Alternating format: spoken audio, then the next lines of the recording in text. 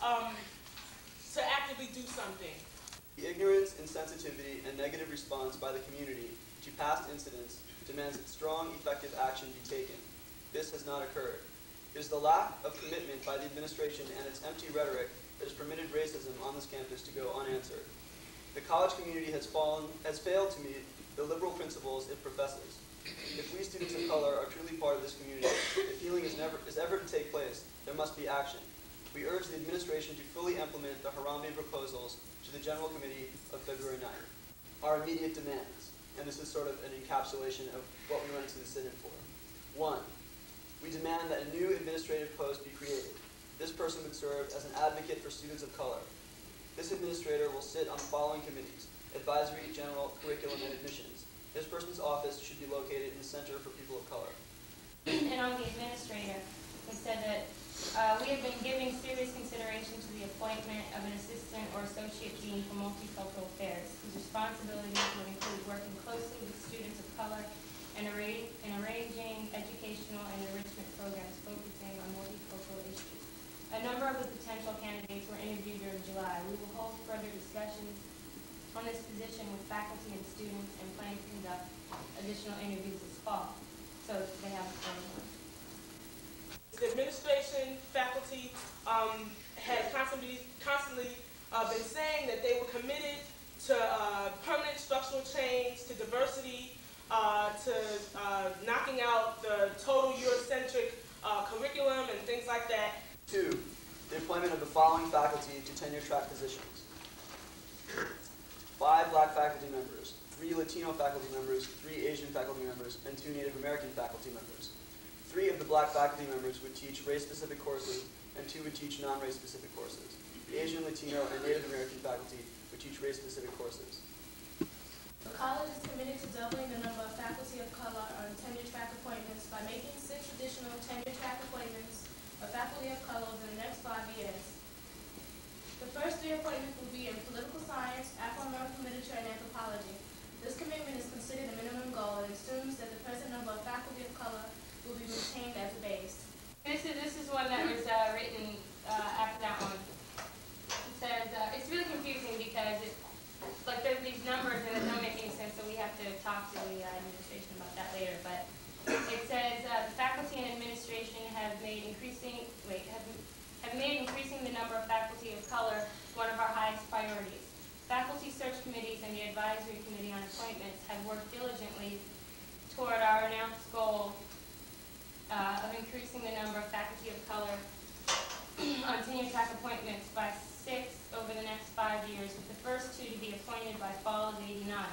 I am pleased to report that we exceeded our expectations for '89 and that 3 black scholars have been appointed to regular faculty in literature, music, and political science. In addition, the '89-90 guest faculty will include 7 new black teachers in American history, music, studio arts, and theater and writing.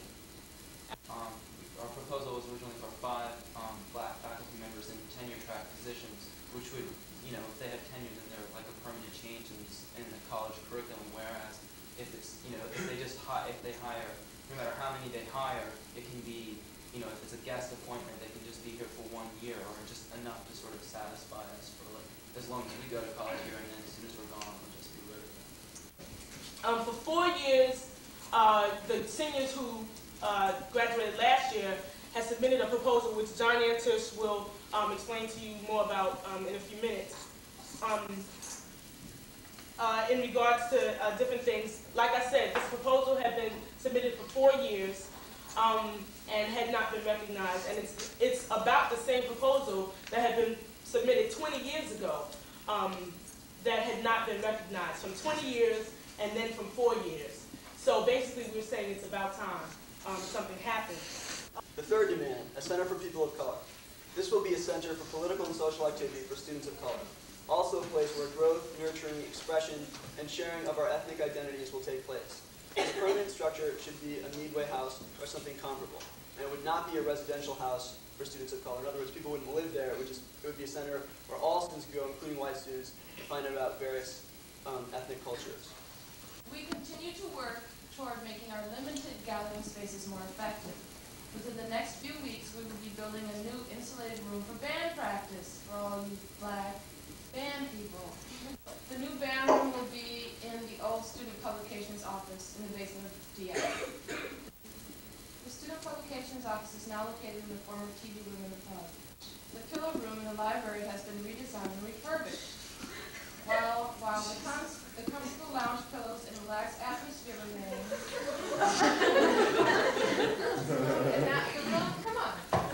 the room can now be used as well for more formal meetings. So they don't even touch on it, you know, it's just totally discarded. Not only that, but they don't even like really get it. You know, it's like it's not a place where people of color want to go around and drink beer and, you know, have fun. It's a place where everyone can come and learn and share in cultures, and I mean a place that we don't have, okay, and something that's very vital and important, and also something. These things that we're asking for are not things that are different. Other colleges have administrators, have centers for people of color, have all these things that we're asking for. It's not anything like out of the blue that, you know, you have these crazy people asking for it. They just don't get it. These are things that not only would interest us or that are beneficial just to us, but that would be beneficial to the whole community. When we went to the meeting with the trustees, they said, so what's this center here? We sort of explained it, and they said, one of them said, well, my daughter's going to Sarah Lawrence next year. Is this safe for her? And I was like, look. The fourth demand, sensitizing. There must be a sensitizing of the community, including administration, faculty, resident advisors, new students, through a program that addresses the issue of racism. We demand a final say in who conducts this training, the hiring of this person, as well as the execution and structure of this program. They did do in the fall the sensitizing. Right, there was a thing for all the new students, all the freshmen, the little workshops. But they were definitely inadequate, and we also, maybe one of the reasons why they were inadequate is because we specifically said in our demands that we should be in on whoever hires us, or whoever the people are going to be in regards to hiring these people. Because the administration are not, most of them are not people of color, and we felt that we would be much more instrumental in having a hand to picking these people, which they agreed to, which they did not do. I can tell you firsthand that I came in with about 15 students in January, and the only mention of groups or anything was what we got in the handbook. No workshops. We weren't even told vocally what groups were where and what they stood for. You know, it's kind of left us to find out whatever we were going to find. And I found out that there were workshops and other things at the beginning of the year just through talking to other students. There was nothing.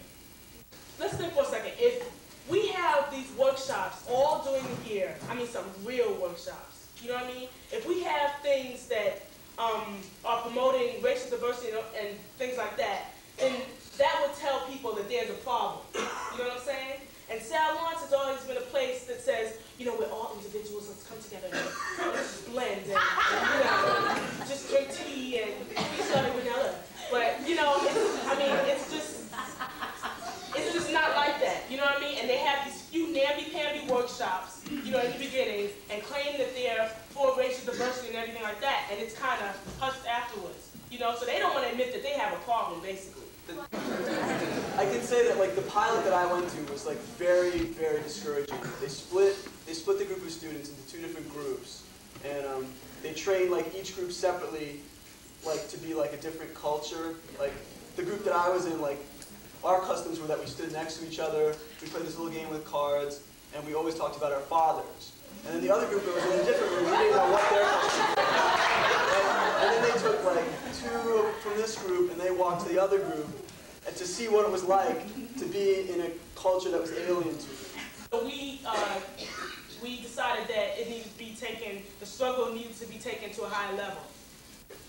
5, we demanded the administration submit immediately a proposal for action around the Harambe agenda of 2889 that will represent a true commitment to the community.